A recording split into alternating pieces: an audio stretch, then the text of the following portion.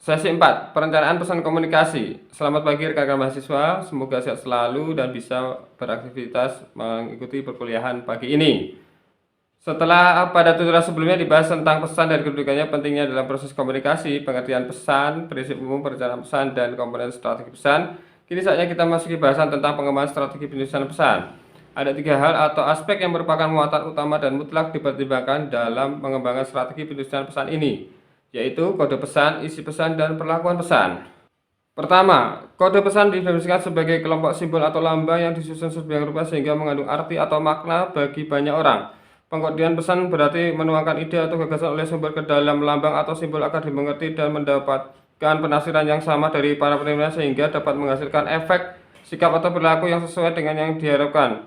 Dapat ditegaskan bahwa pengkodean pesan ini meliputi bentuk pesan komunikasi verbal dan non-verbal yang diketengahkan sesuai kondisi penerima atau khalayak sasaran. Kedua, isi pesan yang tiada lain adalah materi atau bahan yang dipilih oleh sumber komunikator untuk menyatakan maksudnya. Isi pesan ini meliputi serangkaian informasi yang ingin disampaikan, kesimpulan yang diambil, dan dipertimbangkan yang diusulkan. Dalam merencanakan isi pesan, kita harus mempertimbangkan jenis komunikasi yang dilakukan, serta tentu saja harus mempertimbangkan kondisi penerimanya atau khalayak sasaran.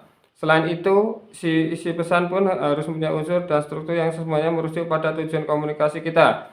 Misalnya saja untuk komunikasi informatif, isi pesan harus singkat dan jelas, menggunakan istilah-istilah yang sederhana, menggunakan data konkret, dan memasukkan bahan-bahan yang menarik perhatian. Sementara untuk komunikasi persuasif, isi pesan harus mengandung unsur-unsur yang menarik perhatian, meyakinkan dan menyentuh atau menggerakkan. Ketiga, perlakuan atau pengolahan pesan, yaitu keputusan-keputusan yang dibuat oleh sumber dalam memilih dan menyusun kode dan isi pesan. Keputusan yang dimaksud terkait dengan cara-cara yang akan ditempuh atau dikembangkan dalam mengelola dan menyampaikan pesan. Selanjutnya, perlu dipahami pula 2 aspek lain terkait strategi pesan, yaitu pengaruhi efektivitas pesan atau keberhasilan komunikasi secara umum, yaitu organisasi pesan dan sistematika pesan.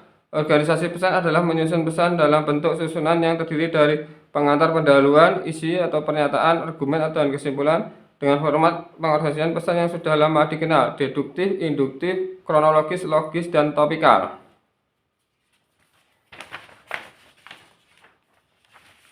Untuk mengingat kembali masing-masing format organisasi pesan ini, berikut adalah penjelasan singkatnya.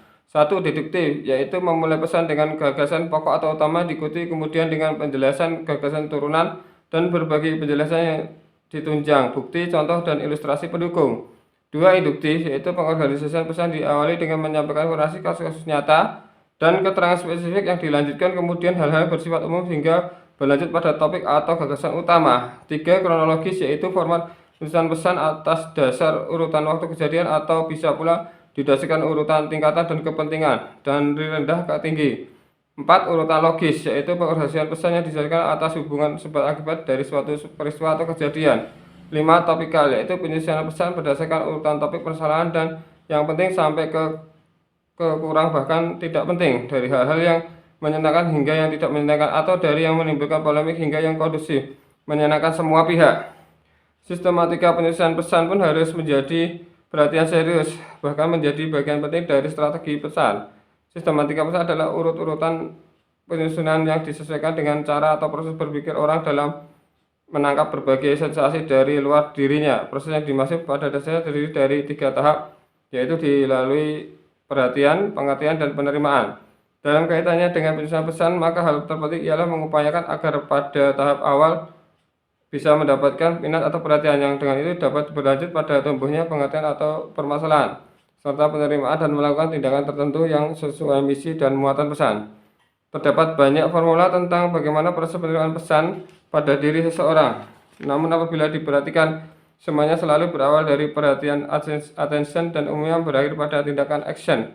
Tahapan proses di antara keduanya beraneka ragam karena pendekatan teoretikal dan praktikal yang berbeda. 2 di antaranya yang banyak dipilih adalah AIDA, Attention, Interest, Desire, Action, atau dapat dimaknai perhatian, minat, hasrat, tindakan, dan ASVA, Attention, Need, Satisfaction, Visualization, Action, yang bisa diterjemahkan perhatian, kebutuhan, kepuasan, visualisasi, tindakan.